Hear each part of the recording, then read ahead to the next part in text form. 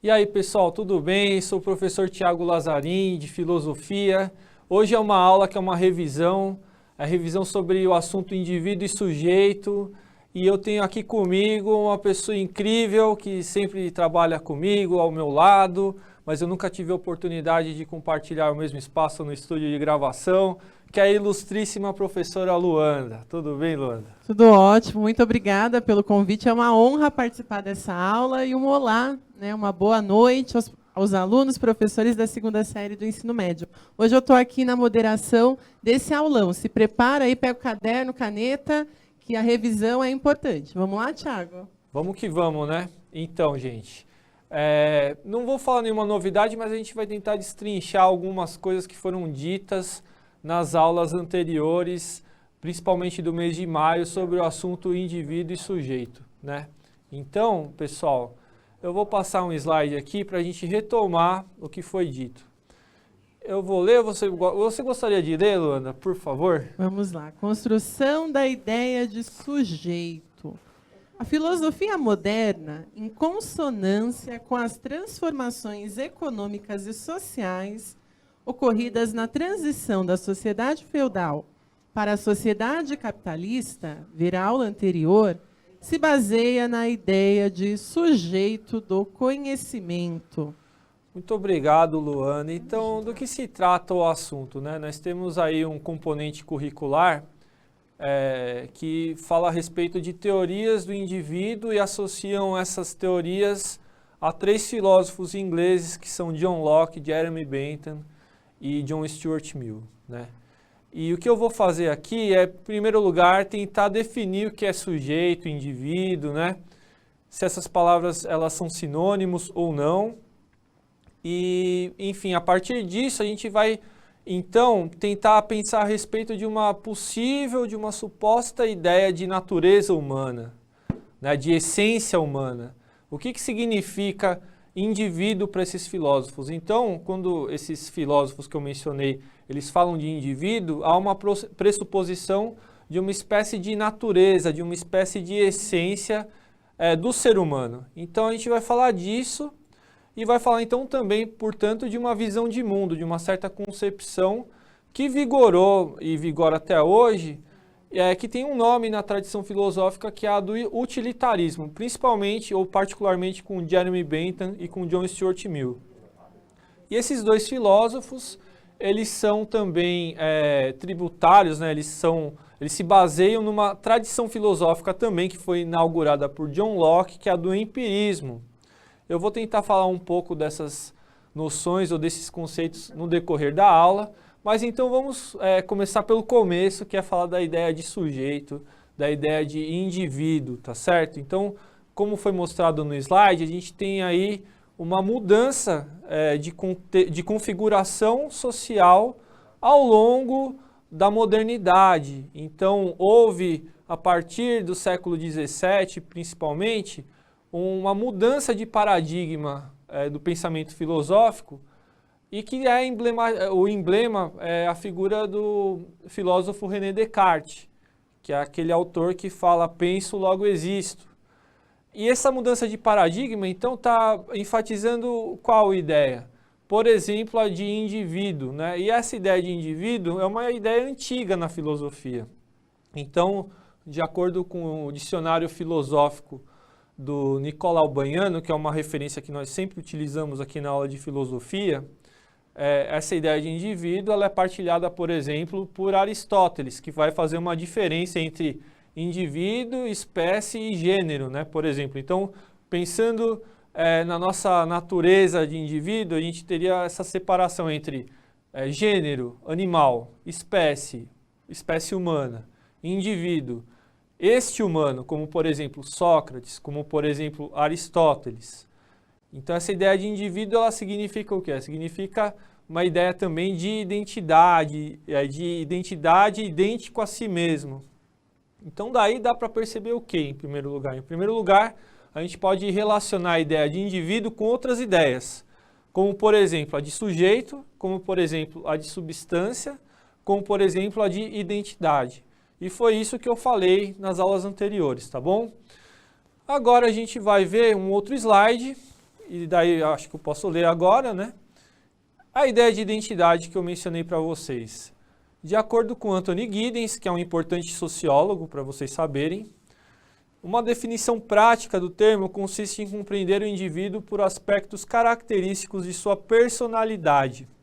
Contudo, o estudo do indivíduo quanto a seus atributos psicológicos não deve ser separado do estudo da sociedade, seja por uma perspectiva filosófica, seja por uma perspectiva sociológica.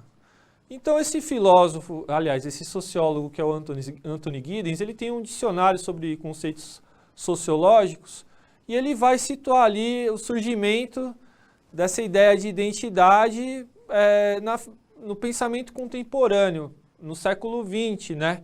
A ideia de identidade ela é muito antiga também, mas no sentido de que a identidade significa então caráter, né? Significa então as características que uma pessoa possui. Significa então que essa pessoa que tem uma determinada identidade, ela é representada por determinadas características, por determinados predicados, por determinadas qualidades, por determinados atributos.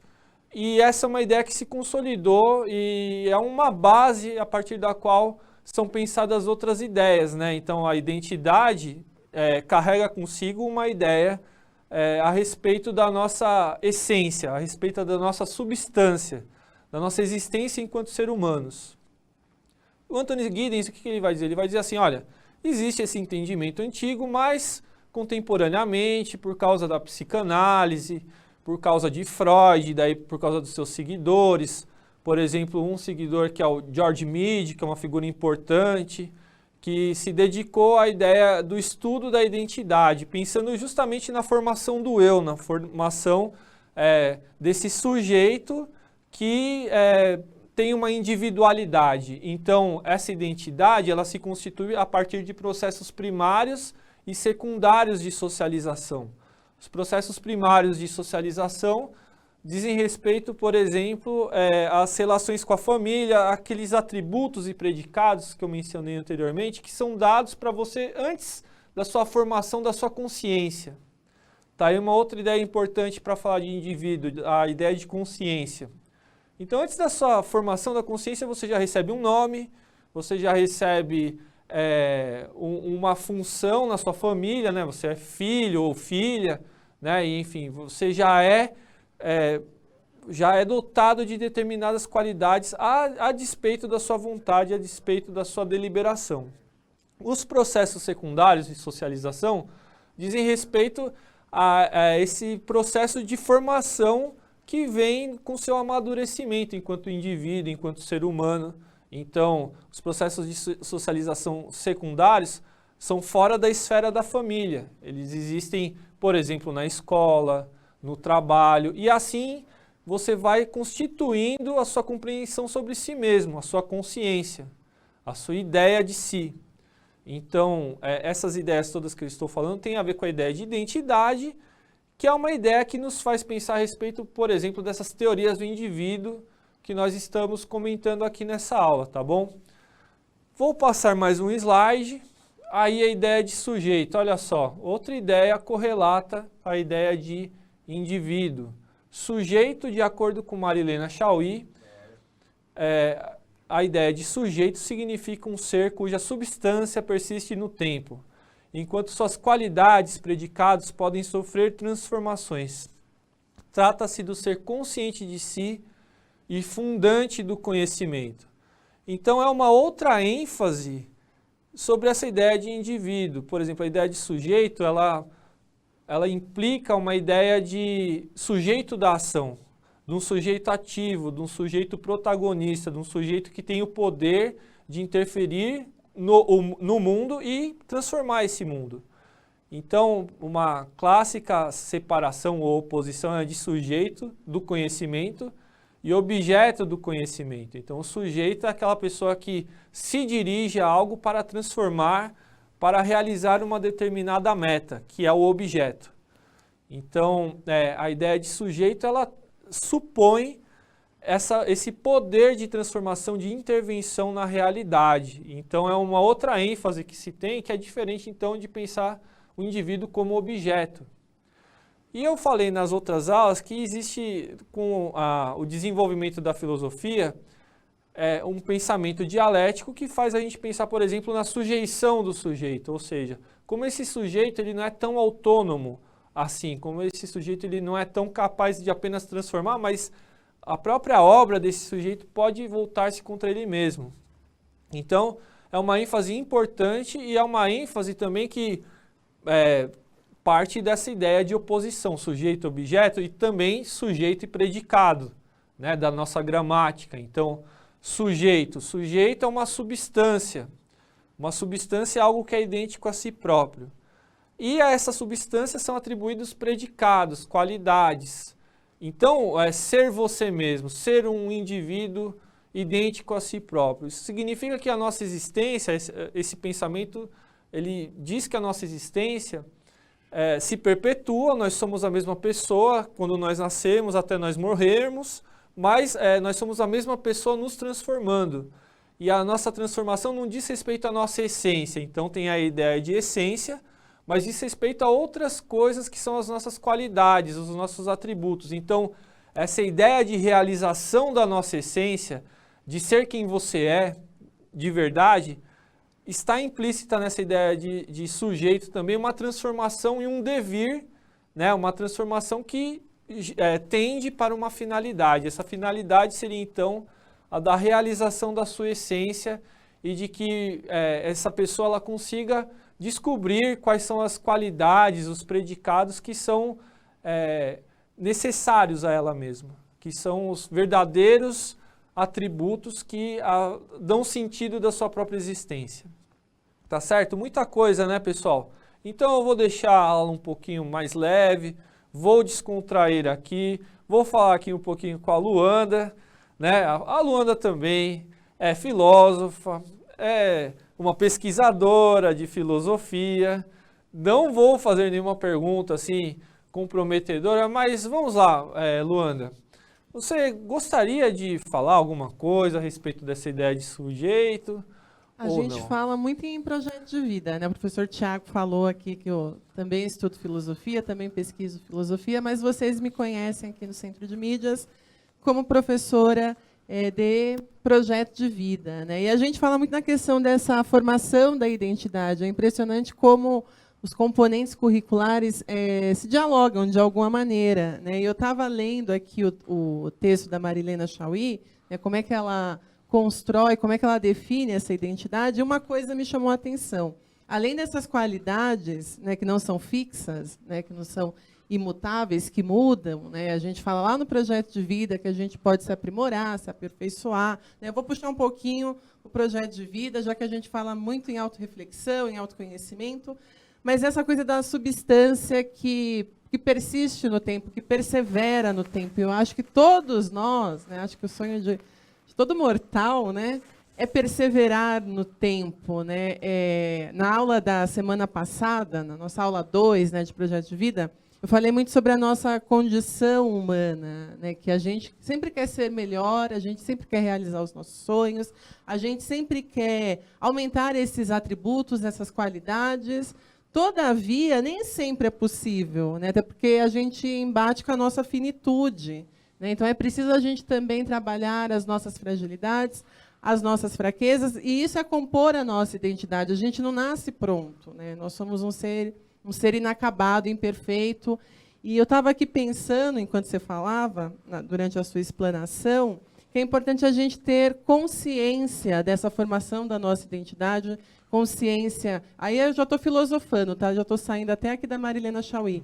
É importante a gente ter consciência que a gente pode construir a si próprio e melhorar, aprimorar esses atributos, essas qualidades. Eu sei que eu estou fugindo um pouquinho aqui da Chauí. Não está de jeito nenhum. Mas eu estou puxando para o projeto de vida. Tá ótimo. E, então, acho que a respeito disso que a Luanda falou, é interessante eu retomar o projeto dessa aula, né? Então, a intenção com a qual essa aula foi concebida, que é a seguinte: nós estamos falando aqui da construção dessa ideia de sujeito que, conforme eu falei em outras aulas, corresponde a determinadas epistemes Não vou falar aqui de novo o que é episteme, deem uma olhada, por exemplo, na aula Desconstrução do Sujeito, que foi apresentada em maio, determinados paradigmas, né, paradigmas do pensamento que representam o quê? Rupturas, cortes com a concepção a partir da qual e por meio da qual nós concebemos a nossa existência, o nosso estar no mundo, né, o nosso ser. Então, essa ideia de sujeito, ela corresponde a uma construção, mas essa construção, em absoluto, ela não é a verdade absoluta a respeito do que nós somos e do que nós fazemos, nosso sentido de estar no mundo. Muito pelo contrário, existem autores contemporâneos que desconstroem essa ideia de sujeito, que vão justamente mostrar a fragilidade dessas bases, dessas construções que nós estamos falando aqui, né? E é por isso, então, pessoal, que agora a gente vai falar a respeito dessa ideia de indivíduo e liberalismo, que está nesse slide. Você poderia ler, por favor, Luanda? Claro. Indivíduo e liberalismo. Determinada concepção de indivíduo relativa às tradições filosóficas do empirismo e do utilitarismo, no contexto que compreende a modernidade ou idade clássica até o iluminismo. Passa a ser delineada por filósofos como John Locke, Jeremy Bentham e Stuart Mill. Muito obrigado, Luanda. Então, pessoal, essa ideia de indivíduo, ela passou nessa configuração histórica que diz respeito a esse período da Idade Clássica. Essa Idade Clássica, ela é comentada, por exemplo, por um filósofo que se chama Michel Foucault, de quem eu já falei também. Então, essa Idade Clássica, ela diz respeito a transformações sociais. Diz respeito, por exemplo, a uma transição de uma sociedade feudal, de uma economia que se baseia no campo e a partir de então ela vai mudando o seu paradigma de pensamento conforme muda também as suas bases sociais, as suas bases econômicas da produção da vida. Então a gente pensa, por exemplo, nas mudanças ocasionadas pelo capitalismo. E a partir dessa transformação das bases sociais, é mudada também a forma de enxergar o mundo, ou seja, a base da nossa percepção do mundo.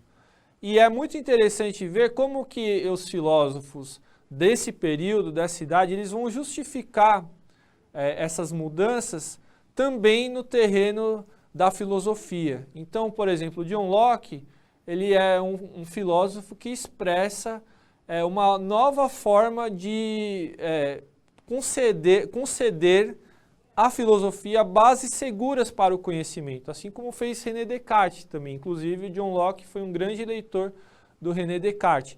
Mas o John Locke, ele é muito conhecido pelo senso comum por aquela ideia da tábula rasa, né? Que a nossa consciência é uma tela em branco e que vai absorvendo do meio externo as suas impressões, as suas imagens. Isso é verdade também, mas essa teoria do conhecimento que é inaugurada por John Locke, ela vai muito além disso. Então, por exemplo, o John Locke, ele é contrário a essa ideia de inatismo das ideias, de que a nossa imaginação, o nosso pensamento, as nossas ideias, elas são construídas a partir da nossa experiência no mundo. Daí a ideia do empirismo. Então, o nosso conhecimento ele é sempre obtido a partir e por meio do mundo empírico, né? Então, o nosso conhecimento ele se forma no mundo em que nós nos formamos. E isso representa uma grande revolução de paradigma também na filosofia. E por que isso? Então, porque justamente o John Locke ele vai mostrar que o nosso conhecimento ele é passível de ser transformado, que não existe uma essência absoluta também a respeito das nossas ideias, que essas ideias todas elas são passíveis de serem dialogadas, criticadas.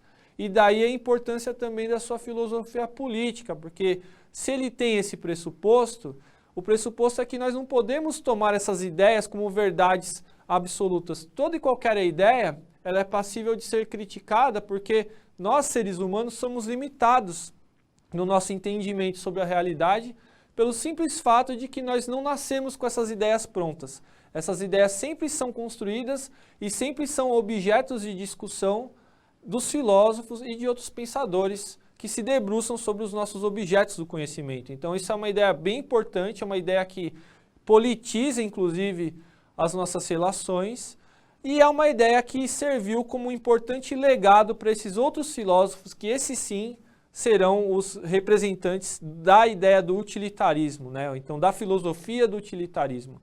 Então, como esse é o nosso objeto do conhecimento do currículo, é por isso que eu estou falando desses filósofos. Eu falei do John Locke, agora eu vou falar do Jeremy Bentham e do John Stuart Mill, que são representantes do utilitarismo. Então, por exemplo, o Jeremy Bentham é aquele filósofo que vai partir do pressuposto de que a ética, ela tem como objeto o que exatamente? Os valores, e os valores são sinônimos de prazer. Então, ele se baseia no empirismo para dizer que o que nós, seres humanos, eticamente devemos fazer é construir um caminho para obter esses prazeres. E os prazeres em si mesmos são éticos, são uma finalidade ética, ou seja, o prazer que é buscado individualmente por cada um, ele significa já um indício, né? Então é um sinal de que existe um bem comum para todos, né? Cada um, se procurar o seu prazer, a obtenção do seu prazer, a obtenção desses valores, estará contribuindo para formar uma sociedade justa, uma sociedade em que as pessoas vivam com um bem-estar.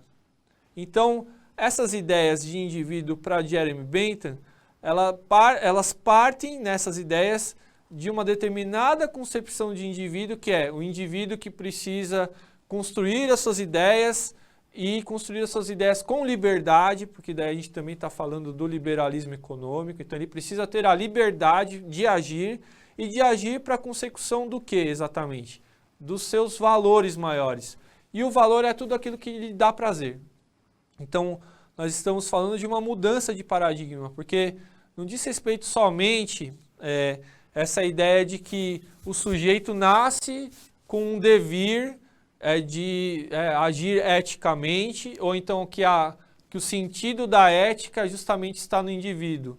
Não, o Jeremy Bentham, ele diz que o sentido da ética está na consecução desses valores. Então, tudo que é valoroso por si mesmo, ou seja, os prazeres que são valorosos por si próprios, eles devem ser buscados por cada indivíduo.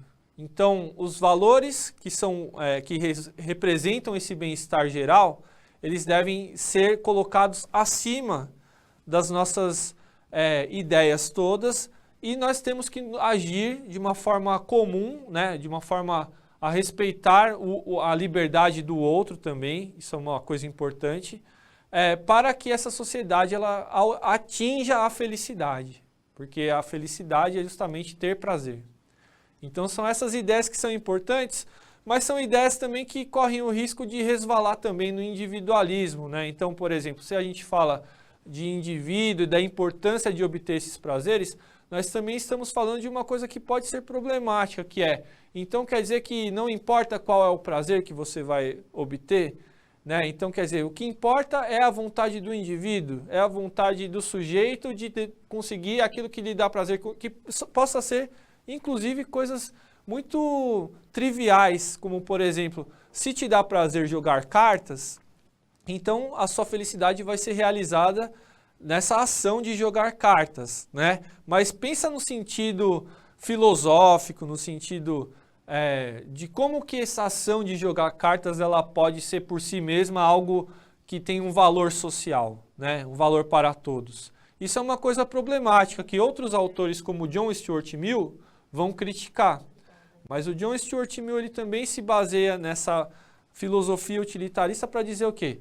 O que importa no utilitarismo são que esses valores, eles são valores justamente porque durante o processo histórico, durante o desenvolvimento da civilização, das sociedades, esses prazeres ou esses valores demonstraram ser superiores a outras formas de prazer, a outros valores. Então são coisas objetivas que nós temos que buscar, e buscando essas coisas objetivas, nós simultaneamente estaremos nos formando, ou seja, tem uma função educativa, uma função social.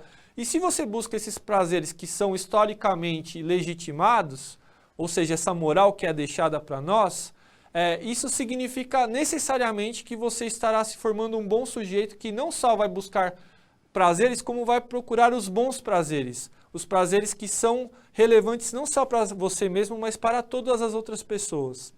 Então, a importância da moralidade para o John Stuart Mill nesse sentido do utilitarismo, que é o que é útil para si próprio. Tá bom, pessoal? Eu vou encerrar essa aula, né? Eu sei que é bastante conteúdo. Vou me despedir aqui da Luanda. Muito obrigada, Muito adorei obrigado. participar, viu? Um aulão, amei. E até a próxima, né? Até a próxima. Eu vou chamar agora a Luanda direto aqui, hein? Vou chamar o Thiago no projeto de vida, aguardem. Valeu, pessoal. Até mais.